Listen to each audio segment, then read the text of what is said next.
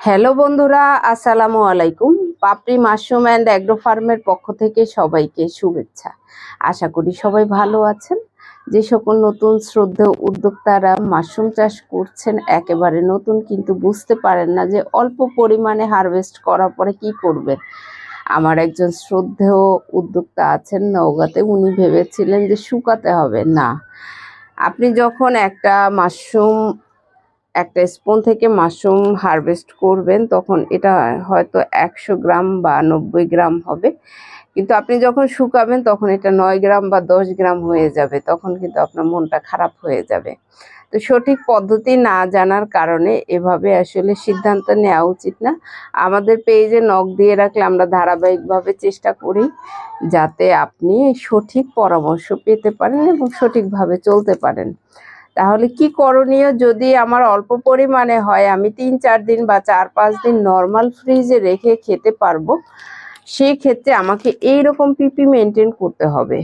এই পিপি না মেনটেন করলে কিন্তু আপনার ফ্রিজে মাশরুম ভালো থাকবে না। আপনি যখন বিক্রির জন্য করবেন, হাফ কেজি মাশরুমের জন্য পিপির সাইজ 10-12।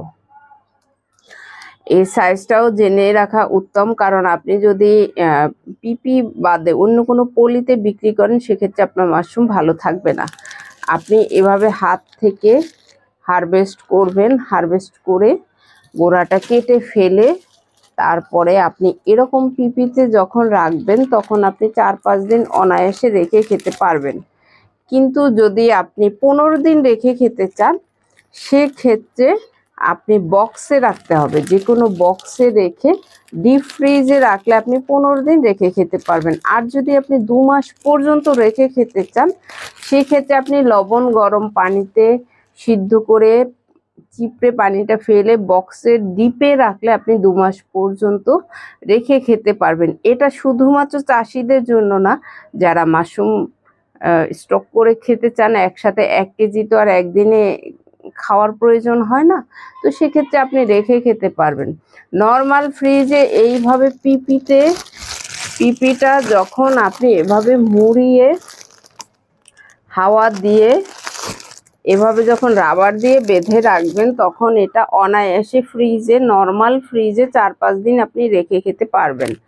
আর যদি ডিপে বক্সে রাখেন, সেক্ষেত্রে আপনি 15 দিন রেখে খেতে পারবেন। আর যদি লবণ গরম পানিতে সিদ্ধ করে পানিটা চিপড়ে ফেলে বক্সে ডিপে রাখেন, সেক্ষেত্রে আপনি 2 মাস পর্যন্ত রেখে খেতে পারবেন। আশা করি ভিডিওটি দেখে হতাশ হওয়ার কারণ নেই যে আপনি মাশরুম আসলে কীভাবে সংরক্ষণ করবেন। সেটা চাষি হোক অথবা যারা ভোক্তা আছেন, তারাও জেনে নিতে পারবেন। ভালো থাকুন, সুস্থ থাকুন এবং নিজ ঘরে ঘরে মাশরুম চাষ করে নিজের পুষ্টির চাহিদা মিটিয়ে তুলুন। ভালো থাকুন, আল্লাহ হাফেজ।